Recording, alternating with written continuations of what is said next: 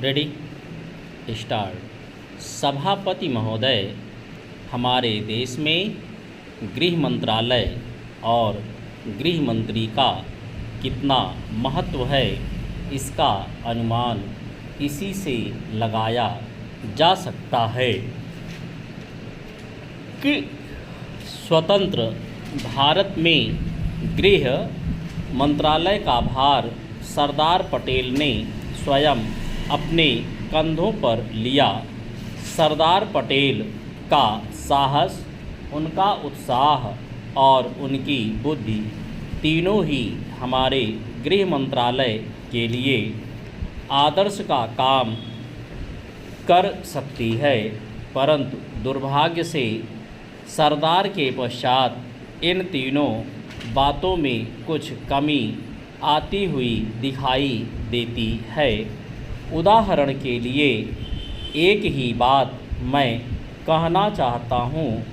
1962 में जब हमारे देश पर चीन का हमला हुआ तो 14 नवंबर 1962 को हम सबने इसी सदन में खड़े होकर एक प्रस्ताव पास किया था, जिसके शब्द थे, भारत की भूमि जब तक हम शत्रु से स्वतंत्र नहीं करा लेते तब तक हमारा यह संघर्ष बराबर जारी रहेगा, भले ही वह कितना ही लंबा क्यों ना हो।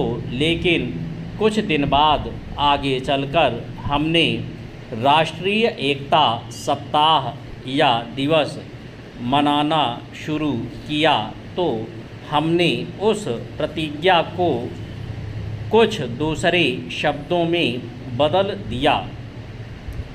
उस प्रतिज्ञा के शब्द थे, अपने देशवासियों के संकल्प को दोहराता हूँ, मैं अपने देश की स्वतंत्रता तथा एकता की रक्षा करूँगा, चाहे इसके लिए कितना ही कड़ा और लंबा संघर्ष क्यों ना करना पड़े। मैं राष्ट्रीय एकता तथा बल के लिए तन-मन से काम करने की शपथ लेता हूँ, लेकिन इस बार राष्ट्रीय एकता सप्ताह के सिलसिले में एक छोटा सा प्रकाशन भारत सरकार की ओर से प्रकाशित हुआ है।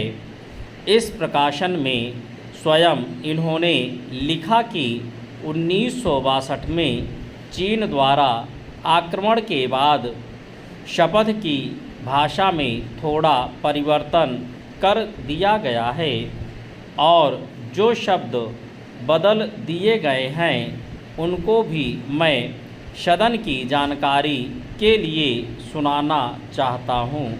मैं प्रतिज्ञा करता हूँ कि मैं कभी हिंसा का प्रयोग नहीं करूँगा और मेरा विश्वास है कि धर्म, भाषा, प्रांत संबंधी तथा अन्य सभी राजनीतिक और आर्थिक विवादों का शांतिपूर्वक और संवैधानिक तरीकों द्वारा हल किया जाना चाहिए। अब मैं आपके माध्यम से जानना चाहता हूँ कि 1962 में संसद ने जो निर्णय किया था, क्या भारत सरकार अपने उस निर्णय से हट रही है? अगर सरकार अपने निर्णय से हट रही है तो यह जो सरकारी प्रकाशन आया है उसके द्वारा 1962 की शपथ में परिवर्तन किया गया है, इसका आधार क्या है? सभापति महोदय, हमारे देश में गृह मंत्रालय की और गृह मंत्री का कितना महत्व है, इसका अनुमान इसी से लगाया जा सकता है।